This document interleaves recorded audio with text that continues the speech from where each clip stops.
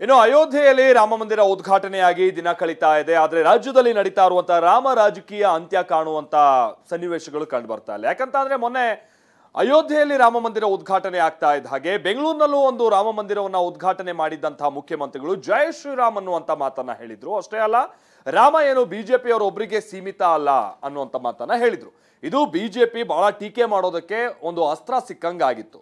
ಆದರೆ ಇವತ್ತು ಇದೇ ವಿಚಾರವಾಗಿ ಮತ್ತೆ ಪ್ರಸ್ತಾಪ ಮಾಡಿರುವಂತಹ ಮುಖ್ಯಮಂತ್ರಿಗಳು ನಾವು ರಾಮನ ವಿಚಾರ ಮಾತನಾಡಿಲ್ಲ ಅಂತ ಅಂದ್ರೆ ವಿರೋಧಿ ಅಂತಾರೆ. ರಾಮನ ಬಗ್ಗೆ ಮಾತನಾಡಿದ್ರೆ ಇವರು ಬದಲಾಗ್ಬಿಟ್ಟಿದ್ದಾರೆ ಅನ್ನೋ ರೀತಿಯಾಗಿ ಅಥವಾ ಇವ್ರ ಬಾಯಿಲೆ ನಿಂತ ಮಾತು ಅನ್ನುವಂಥ ರೀತಿಯಾಗಿ ಆಶ್ಚರ್ಯ ವ್ಯಕ್ತಪಡಿಸ್ತಾರೆ. ಇದು ಬಿಜೆಪಿಯವರ ರಾಜಕೀಯ ಅನ್ನುವಂಥ ವಿಚಾರವನ್ನ ಹೇಳಿದ್ರು. ಮತ್ತೊಂದು ಕಡೆ ಡಿ.ಸಿ.ಎಂ ಡಿ.ಕೆ. ಶಿವಕುಮಾರ್ ಅವರು ಕೂಡ ಬಿಜೆಪಿಯವರ ಮನೆ ಆಸ್ತಿ ಅಲ್ಲ ಶ್ರೀರಾಮ ಅನ್ನುವಂಥ ವಿಚಾರವನ್ನ ಹೇಳಿದ್ದಾರೆ. ಇದು ಬಿಜೆಪಿಯವರು ಒಂದು ಅಸ್ತ್ರ ಮಾಡಿಕೊಂಡು ಕಾಂಗ್ರೆಸ್ ಮೇಲೆ ಮತ್ತೆ ಮತ್ತೆ ಮುಗಿಬೀಳೋದಕ್ಕೆ ಕಾರಣ ಆಗಿದೆ. ಯಾವ ಮಟ್ಟಿಗೆ ಅಂತ ಅಂದ್ರೆ, ಏನೋ ರಾಮನ್ ಬಗ್ಗೆ ಮಾತನಾಡ್ತಾ ಇದ್ದೀರಾ, ಹಾಗಾದ್ರೆ ಟಿಪ್ಪು ಸುಲ್ತಾನನನ್ನ ಹೊಳೆಲ್ ಬಿಟ್ಬಿಟ್ರಾ ಅನ್ನೋ ಪ್ರಶ್ನೆ ಮಾಡೋಷ್ಟ್ರ ಮಟ್ಟಿಗೆ ಮುಂದೆ ಬಂದಿದೆ. ರಾಮ ರಾಜಕೀಯ ಹೇಗೆ ನಡೀತಾ ಇದೆ ರಾಜ್ಯದಲ್ಲಿ ಬನ್ನಿ ನೋಡೋಣ.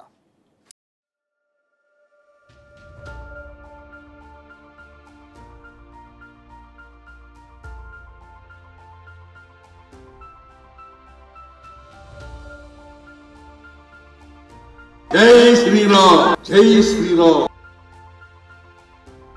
ಜೈ ಶ್ರೀರಾಮ್ ಅಂತಕ್ಕಂಥದ್ದು ಬಿಜೆಪಿಯವರ ಆಸ್ತಿ ಅಲ್ಲ. ಧರ್ಮ ಯಾವುದಾದರೂ ತತ್ವ ಒಂದೇ, ದೇವನೊಬ್ಬ ನಾಮ ಅಲ್ವ.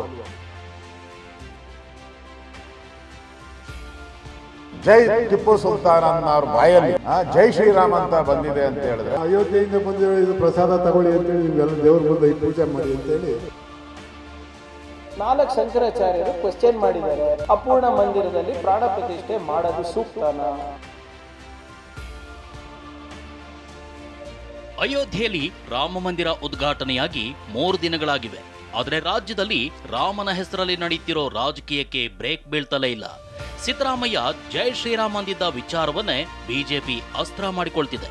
ಆದರೆ ಇವತ್ತು ಮತ್ತೊಮ್ಮೆ ಸಿಎಂ ನಾವು ಶ್ರೀರಾಮನ ಭಕ್ತರೇ ಅಂತ ಹೇಳಿದ್ದಾರೆ.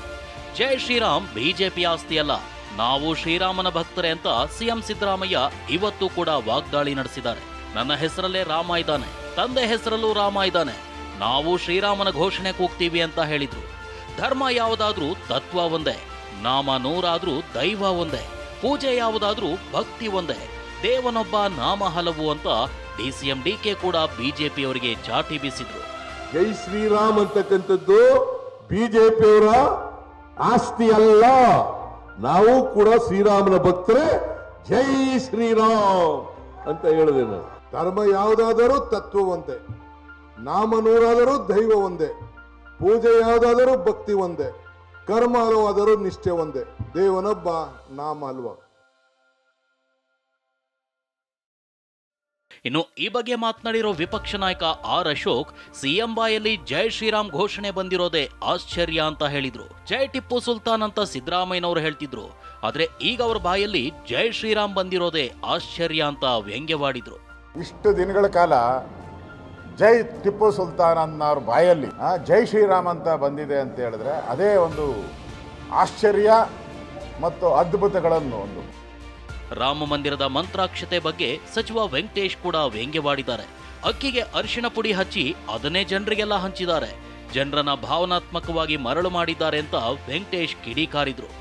ಎಲ್ಲ ಒಂದು ಅಕ್ಕಿ ಕಾಳಿಗೆ ಅರಿಶಿನ ಹಾಕ್ಬಿಟ್ಟು ಇದು ಅಯೋಧ್ಯೆಯಿಂದ ಬಂದಿರೋ ಇದು ಪ್ರಸಾದ ತಗೊಳ್ಳಿ ಅಂತೇಳಿ ನಿಮ್ಗೆಲ್ಲ ದೇವ್ರ ಮುಂದೆ ಪೂಜೆ ಮಾಡಿ ಅಂತೇಳಿ ನಮ್ಮ ಜನರನ್ನ ಭಾವನಾತ್ಮಕವಾಗಿ ಅವರನ್ನು ಕೆಡಿಸ್ತಕ್ಕಂಥ ಕೆಲಸವನ್ನು ಇಂಥ ಕೆಲಸಗಳಲ್ಲಿ ಅವರು ಹೆಚ್ಚು ತೊಡಗಿಸ್ಕೊಂಡಿದ್ದಾರೆ. ಅಯೋಧ್ಯೆ ಮಂದಿರದ ಉದ್ಘಾಟನೆ ಆಕ್ಷೇಪ ವಿಚಾರಕ್ಕೆ ಕಲಬುರಗಿಯಲ್ಲಿ ಸಚಿವ ಪ್ರಿಯಾಂಕ್ ಖರ್ಗೆ ಪ್ರತಿಕ್ರಿಯೆ ನೀಡಿದ್ದಾರೆ. ರಾಮ ಮಂದಿರ ಅಪೂರ್ಣ ಅಂತ ಹೇಳಿದ್ದು ನಾವಾ ಅಂತ ಪ್ರಶ್ನಿಸಿದ್ದಾರೆ. ನಾವು ಎಲ್ಲಿ ಕ್ವೆಶ್ಚನ್ ಮಾಡಿದ್ದೀವಿ ಸರ್? ಶಂಕರಾಚಾರ್ಯರು ಕ್ವೆಶ್ಚನ್ ಮಾಡಿರೋದು. 4 ಶಂಕರಾಚಾರ್ಯರು ಕ್ವೆಶ್ಚನ್ ಮಾಡಿದ್ದಾರೆ. ಅಪೂರ್ಣ ಮಂದಿರದಲ್ಲಿ ಪ್ರಾಣ ಪ್ರತಿಷ್ಠೆ ಮಾಡೋದು ಸೂಕ್ತನಾ? ಪ್ರಾಣ ಪ್ರತಿಷ್ಠೆ ಅಂದ್ರೆ ಏನು ಸರ್? ಮೂರ್ತಿಯನ್ನ ಗರ್ಭಗುಡಿಗೆ ತಂದು ಅದಕ್ಕೆ ಜೀವ ತುಂಬೋದು. ಯಾರು ಜೀವ ತುಂಬಬೇಕು?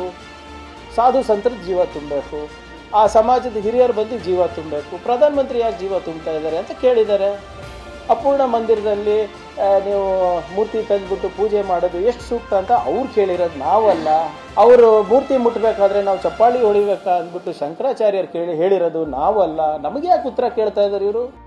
ರಾಜ್ಯದಲ್ಲಿ ಬಿಜೆಪಿ ಕಾಂಗ್ರೆಸ್ ಮಧ್ಯೆ ಶುರುವಾಗಿರೋ ಈ ರಾಮ ರಾಜಕೀಯ ಸದ್ಯಕ್ಕೆ ನಿಲ್ಲೋ ಲಕ್ಷಣಗಳೇ ಕಾಣ್ತಿಲ್ಲ.